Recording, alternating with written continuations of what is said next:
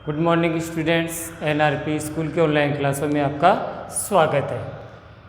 कल हमने जो लेक्चरर थर्ड पढ़ा था, उस लेक्चरर थर्ड में आपको जो गृह कार्य दिया था वो भाग विधि वाला ये प्रश्न आपके सामने है। px बराबर x की घात 4 प्लस x की घात 3 माइनस 2x की घात 2 प्लस x प्लस 1 को x माइनस 1 से भाग दीजिए। आप लोगों ने ये हल कर लिया होगा, क्योंकि जो भी आपको गृह कार्य दिया जाए वो गृह कार्य आप लोगों को पहले रफ कॉपी में हल करना है। रफ कॉपी में हल करने के बाद फिर आपको बाद में अपनी SW की कॉपी में हल करना है। अब गृह कार्य आप लोगों ने कर लिया तो अच्छी बात है, फिर भी मैं आप लोगों को हल करके बता रहा हूँ ताकि आप मिलान कर सकें और ये देख सकें कि क्या आपने जो हल किया वो सही है। ध्यान से इधर देखेंगे, भाग विधि है, पुनः एक बार और समझा रहे हैं, ध्यान से देखेंगे। x से माइनस 1 का भाग देंगे हम x की घात 4 प्लस x की घात 3 माइनस 2x की घात 2 प्लस x प्लस 1। ध्यान से देखना है। सबसे पहला काम है कि x का भाग हम x की घात 4 में देंगे। कैसे? x की घात 4 प्लस की है और जिस x का भाग दे रहे हैं वो भी प्लस का है। समान चिन्ह में हमेशा क्या आता है? प्लस आता है। तो यहाँ x की घात 4 में x की घात 1 का भाग देंगे तो आपके पास बच गया x की घात 3। कैसे हुआ? क्योंकि x की घात 4 का मतलब होता है x 4 बार गुणा है। x कितनी बार गुणा है? 4 बार। जो भाग दे रहे हैं वो x कितनी बार है? 1 बार। ये कट गया, बच गया आपके पास 1, 2 और 3। इस वजह से हमने लिखा x की घात 3। तो हमने अब लिख दिया x की घात 3 बार भाग चला गया। इस x की घात 3 को इन दोनों से गुणा करेंगे तो यहाँ तो आ गई x की घात 4, क्योंकि एक घात ये हो गई और ये घात ये हो गई। आधार समान हो तो घातांक के नियम में घातें जुड़ जाती है। माइनस और यहाँ हो गया x की घात 3। जगह छोड़ के हम लाइन लिखेंगे जिससे कि घटाने पर चिन्ह बदले जा सके। ये इसमें प्लस का था तो किसका हो गया? माइनस का। माइनस था तो किसका हो गया? प्लस का। ये कट गए दोनों।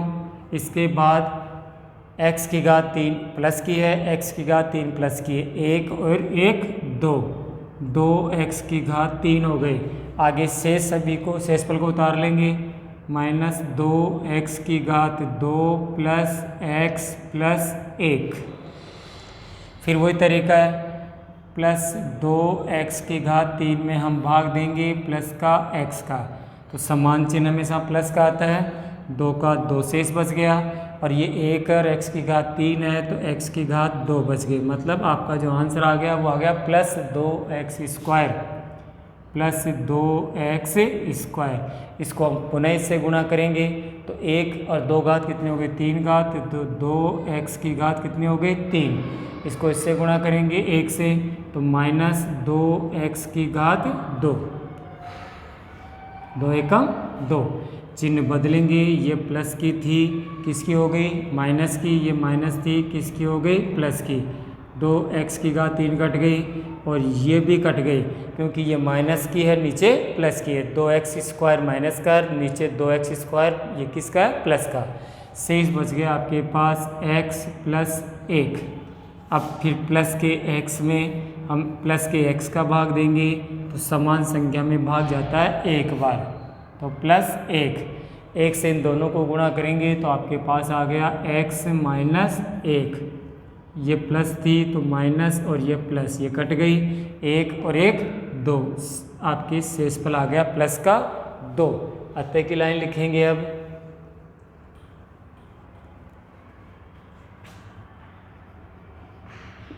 अतः भागफल, अतः भागफल बराबर आपके पास आ गया x की घात 3 प्लस 2x की घात 2 प्लस 1 और जो शेषफल है, शेषफल आपके पास आया प्लस का 2। ये आप ध्यान से देख लें। आपके पास जो गृह कार्य दिया था उस गृह कार्य को हल करके आपके सामने हल कर दिया, बता दिया गया। ध्यान से देख लें, स्क्रीनशॉट ले लें, समझ लें। इस प्रकार आपके एग्जाम्पल कंप्लीट हुए। अब हम लेक्चर 4 पढ़ेंगे। कौन सा लेक्चर पढ़ेंगे? लेक्चर 4 एक्सरसाइज 2 चल रही है, बहुपद, और प्रश्नावली का नाम है 2.3। ध्यान से समझेंगे।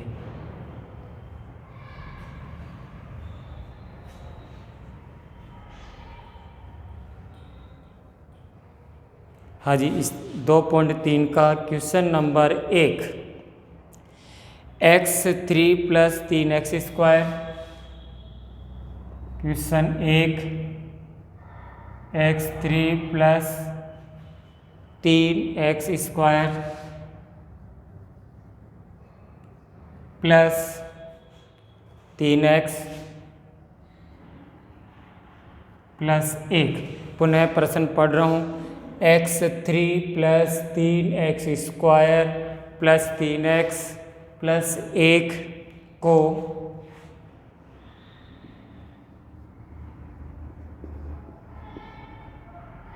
निम्नलिखित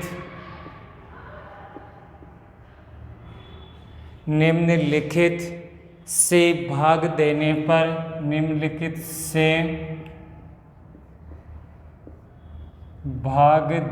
पर शेषफल ज्ञात कीजिए।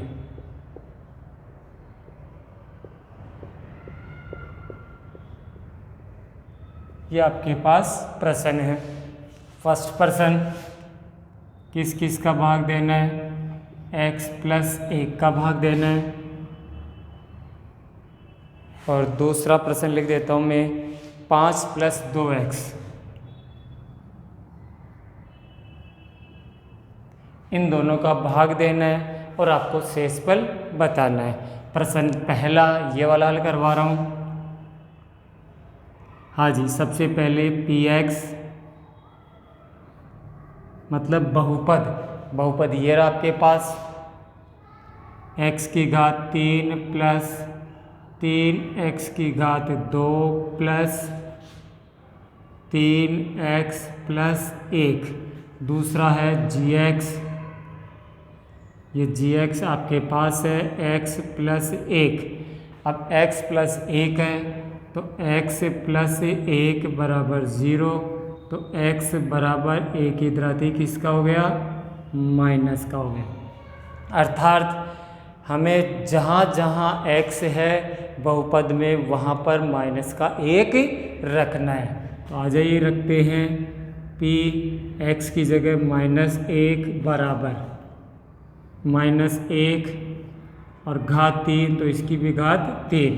फिर आगे है +3 का 3, x की जगह -1 घात 2 + 3x की जगह -1 और +1। सिर्फ हमने x के स्थान पर -1 रखा, बाकी कोई परिवर्तन नहीं किया।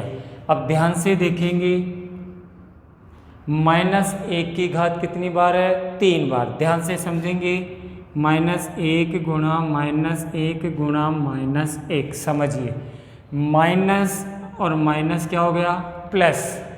प्लस को किससे गुणा करेंगे? माइनस से, मतलब प्लस इंटू माइनस बराबर क्या आता है? माइनस, विपरीत चिन्ह। अर्थात इसका मतलब है कि किसी भी आधार की घात यदि विषम संख्या है तो उत्तर माइनस का आएगा। यदि आधार माइनस का है और उसकी घात विषम घात में आती है, संख्या विषम घात में आ रही है, तो माइनस आएगा।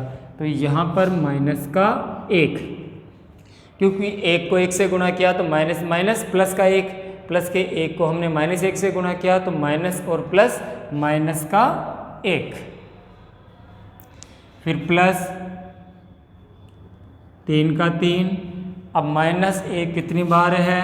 -1 2 बार है। इसका मतलब -1 इंटू -1, माइनस और माइनस क्या आ गया? प्लस, और 1 एकम 1, तो यहाँ पर प्लस का 1।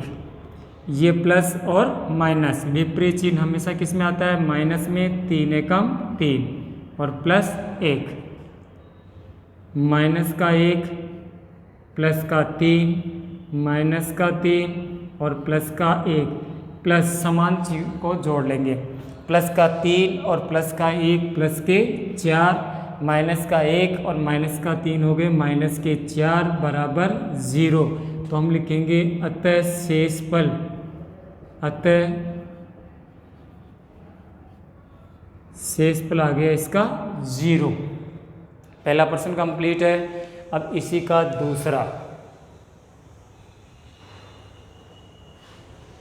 हाँ जी, px प्रश्न नंबर 2 कर रहे हैं।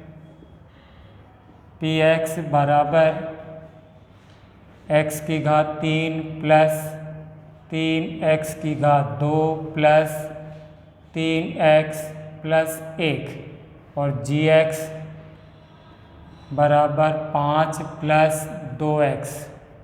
तो 5 प्लस 2x बराबर 0, 2x बराबर माइनस के 5, x बराबर -5/2। जहाँ जहाँ पर भी x है वहाँ हम रखेंगे -5/2। आ जाइए, p बराबर -5/2 बराबर x है उसकी जगह रखेंगे -5/2 और घात 3, फिर प्लस, यह प्लस 3 का 3 -5/2 की घात 2 प्लस 3 का 3 और -5/2 और प्लस 1। ध्यान से देखेंगे, आधार माइनस का है, घात 3 बार है, माइनस माइनस प्लस वापस माइनस। अब 5 को कितनी बार गुणा करेंगे? 3 बार। इसका मतलब है -5/2 की घात 3 का मतलब है -5/2 into -5/2 into -5/2। Minus minus plus और प्लस और माइनस, प्लस इंटू माइनस बराबर होता है माइनस। तो ये तो हो गया माइनस। 5 को 5 से गुणा किया, 5 25, 25 पंजे 125 और नीचे 2 दूनी 4, 4 दूनी 8। तो आपके पास आ गया -125/8। ऐसे ही 3 का तो 3 प्लस माइनस और माइनस प्लस, 5 को 5 से गुणा करेंगे, 5 25 और 2 को 2 से 2 दूनी 4, माइनस और प्लस माइनस 5 3 15/2 और प्लस 1। आगे ध्यान से देखेंगे, 125/8 किसका है? माइनस का। 25 75 और 4 का 4 और माइनस 15/2 और प्लस 1। 1 के बटे में हम 1 कर सकते हैं। अब हम इन सभी का एलसीएम लेंगे, 1 2 4 और 8। 1 2 4 8 का एलसीएम कितना होता है? इनका एलसीएम 8 आ गया। कितना आ गया? 8 आ गया। ये लो एलसीएम 8। अब 8 का भाग 8 में कितनी बार गया? 1 बार। 1 को -125 से गुणा करेंगे तो -125, फिर है प्लस 4 का भाग 8 में कितनी बार गया? 2 बार गया। 4 एकम 4, 4 दूनी 8। 2 को हम 75 से गुणा करेंगे तो आएगा आपके पास 150। फिर माइनस 2 का भाग 8 में कितनी बार गया? 4 बार। 4 को हम 15 से गुणा करेंगे तो 15 चौको 60। फिर आपके पास प्लस है, 1 का भाग कितनी बार गया? 8 बार। अब ध्यान से देखेंगे, समान चिन्ह वाली संख्याएं जुड़ेगी। जैसे माइनस का 125 और प्लस का 60, -125 और -60, 5 का 5, 6 2 8 और 1, माइनस के 185 और प्लस के 150 और 8 158। अब आपको ये ध्यान से देखना है कि प्लस की संख्या बड़ी है या माइनस की। माइनस की संख्या बड़ी है इसमें, तो माइनस की और नीचे 8।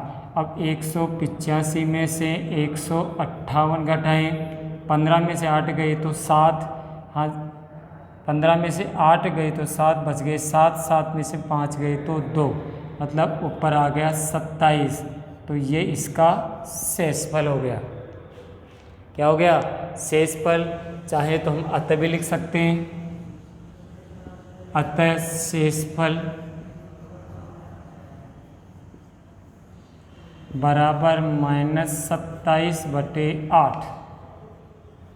ध्यानपूर्वक देख लें। आप देख लिया, स्क्रीनशॉट ले लिए। इसमें 4-5 प्रश्न थे, तो मैंने आपको 2 सवाल करके बताएं। तरीका समझ गए होंगे कि शेषफल प्रमेय विधि के द्वारा हम कैसे शेषफल ज्ञात करते हैं। अब इसके बाद अगला प्रश्न है प्रश्न नंबर 2।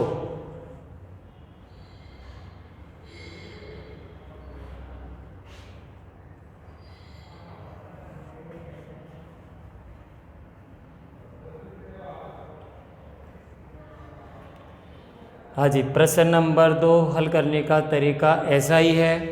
प्रश्न नंबर 2 है x की घात 3। क्वेश्चन नंबर 2, x की घात 3 माइनस a x की घात 2 माइनस a x की घात 2, उसके बाद प्लस 6x माइनस a को x माइनस a से भाग देने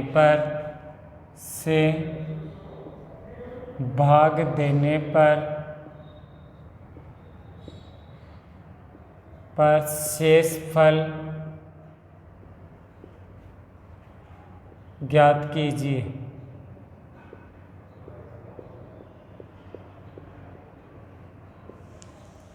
वही तरीका है सवाल करने का, ध्यान से देखेंगे।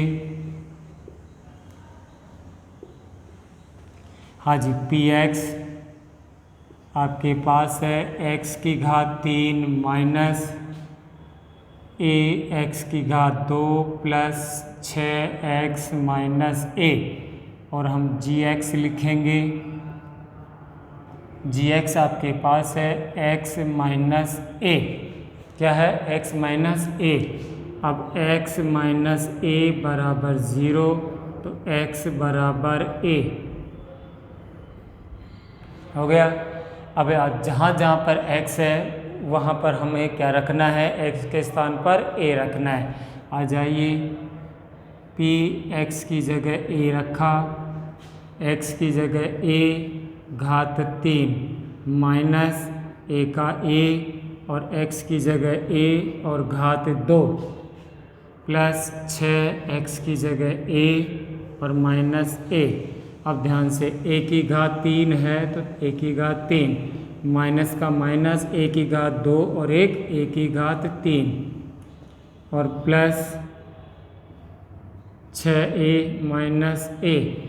ये दोनों कट गए क्योंकि ये प्लस का था और ये माइनस का था। 6a में से माइनस का 1a गया तो 5a, तो आपका शेषफल आ गया। अतः शेषफल बराबर 5a।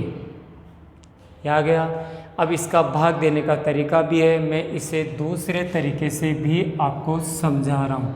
तरीका नंबर 2 कि x माइनस a का भाग देते हैं, तो भाग देने पर देख लीजिए, x की घात 3 माइनस a x की घात 2 plus 6x minus a। x की घात 3 में x का भाग देंगे तो प्लस x की घात 3 है और प्लस x का भाग देंगे। समान चिन्ह में हमेशा क्या आता है? प्लस आता है। कितना आ गया? x की घात 2। पहली संख्या x की घात 3 माइनस a x की घात 2, ये प्लस की थी तो माइनस, और ये हो गई प्लस। हाँ जी, ध्यान से देखना है। ये कट गई, ये आपकी संख्या कट गई क्योंकि संख्याएं समान है, चिन्ह विपरीत है।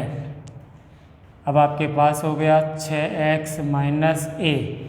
अब प्लस 6x में किसका भाग देंगे, प्लस का x का देंगे, तो आपके पास बच गया प्लस का 6। तो पहली संख्या 6x माइनस 6a, ये प्लस थी तो माइनस और ये प्लस, ये कट गई। 6a प्लस का है तो आपके पास बच गया प्लस का 5a। तो वही बात है, इसमें भी 5 आया था और यहाँ भी 5 आया था। भाग विधि से भी कर सकते हैं, शेषफल प्रमेय विधि से भी कर सकते हैं, दोनों में आंसर एक ही होता है। इस प्रकार आप इसका स्क्रीनशॉट ले लें। नेक्स्ट प्रश्न नंबर 3 इस एक्सरसाइज 2.3 का आखिरी क्वेश्चन है कि जांच कीजिए। आपको जांच करके देखना है प्रश्न को कि जांच कीजिए कि 7 + 3x 3x की घात 3 + 7x का एक गुणनखंड है या नहीं है। जांच कीजिए कि क्वेश्चन नंबर 3, जांच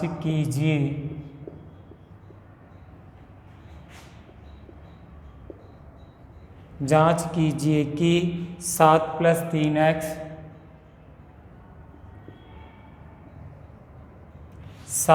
3x 3x की घात 3 3x की घात 3 + 7x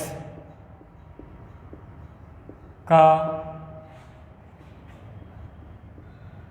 एक गुणनखंड है या नहीं।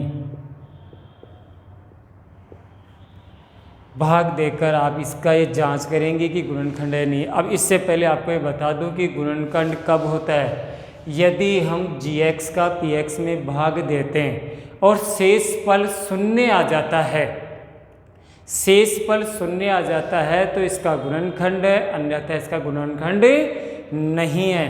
तो शुरुआत हल करने का तरीका px बराबर 3x की घात 3 + 7x और gx जिसका हम भाग दे रहे हैं 7 + 3x 7 + 3x बराबर 0, 3x बराबर -7, x बराबर -7/3।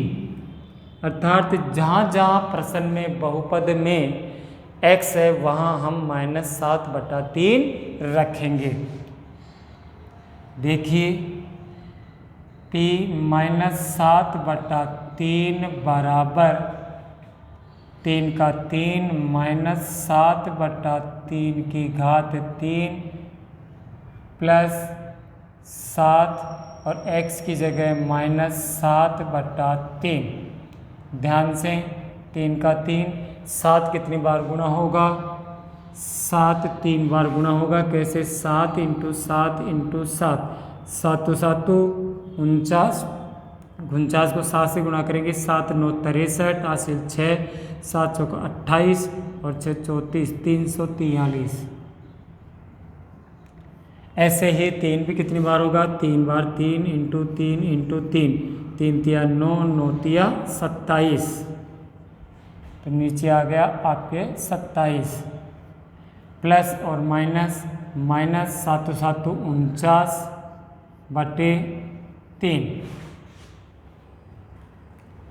हाँ जी, अब ये 3 से गुणा होगा तो -3 × 9, 3 चौक 12, हासिल 1, 3 × 9 और 1 10, 3 × 9, 3 चौक 12, हासिल 1, 3 × 9 और 1 10 और 27। या फिर ऐसा करते हैं हम इसको इससे काट लेते हैं। कैसे, 3 से ये कट रहा है तो आपके पास बच गया 343/9।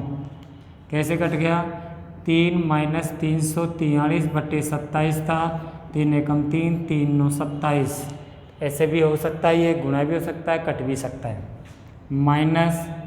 49/3, दोनों का एलसीएम लेते हैं, दोनों का एलसीएम 9, तो -343 माइनस कितनी बार गया, 3 बार गया, तो 49 को हम कितने से गुणा करेंगे, 3 से, 9 तिया 27, हासिल के 2, 3 चौक 12 और 2 14, 147। दोनों ही चिन्ह समान हैं इसलिए माइनस, नीचे 9। अब दोनों को जोड़ेंगे, 343 को जोड़ दीजिए, 7 और 3 10, हासिल 1, 8 और 1 9, हासिल 1 1 और 1 2 और 3 5, 590। क्या ये 590 जीरो के बराबर है? नहीं है। इसका मतलब ये इसका एक गुणनखंड नहीं है। यदि शेषफल जीरो आ जाता, यदि शेषफल क्या आ जाता, जीरो, तो ये इसका गुणनखंड था, नहीं तो इसका गुणनखंड नहीं है। तो यहाँ आ गया, अतः 7 + 3x, 3x की घात 3 + 7x का एक गुणनखंड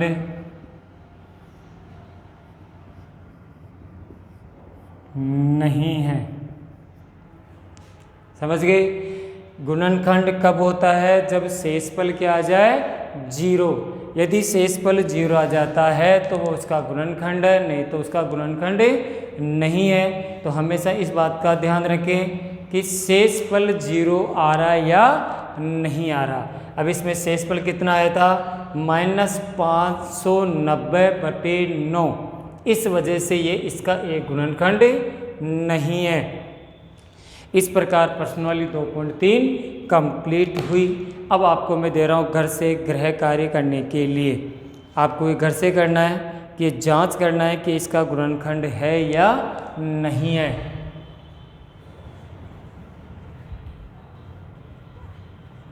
हाँ जी, गृह कार्य।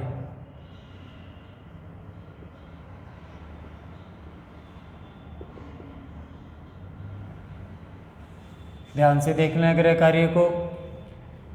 गृह कार्य आपको पहले रफ कॉपी में हल करना है, फिर उसके बाद हल करना। जांच कीजिए कि बहुपद, क्वेश्चन 1, जांच कीजिए, जांच कीजिए कि बहुपद, जांच कीजिए कि बहुपद QT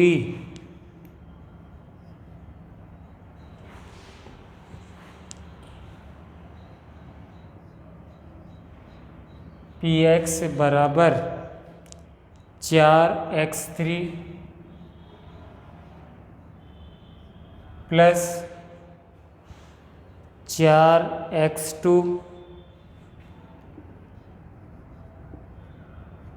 minus x -1 minus x -1 minus x -1 2x + 1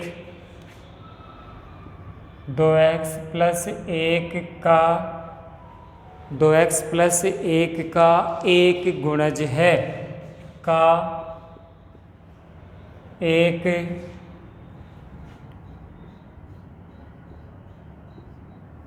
गुणज है। ये आपको जांच करना है। हाँ, तो जांच करना है, अर्थात मैं वापस पुनः बोल रहा हूँ कि क्वेश्चन है कि जांच कीजिए कि बहुपद Px बराबर 4x की घात 3 प्लस 4x की घात 2 माइनस x -1, ये तो आपका बहुपद है, और 2x + 1 एक gx है। तो gx का भाग आपको Px में देना है। देने के बाद यदि शेषफल 0 आ जाता है तो इसका गुणज होगा, और यदि शेषफल 0 नहीं आता है तो ये इसका गुणज नहीं होगा। दो प्रकार से कर सकते हैं, आप भाग विधि से भी कर सकते हैं और शेषफल प्रमेय विधि से भी कर सकते हैं। लेकिन दोनों ही स्थिति में यदि शेषफल 0 आता है तो इसका गुणज है, गुणज या गुणनखंड है, अन्यथा नहीं है। समझ गए? पहले रफ कॉपी में हल करना है, उसके बाद आपको इसे अपनी SW में हल करना है। धन्यवाद।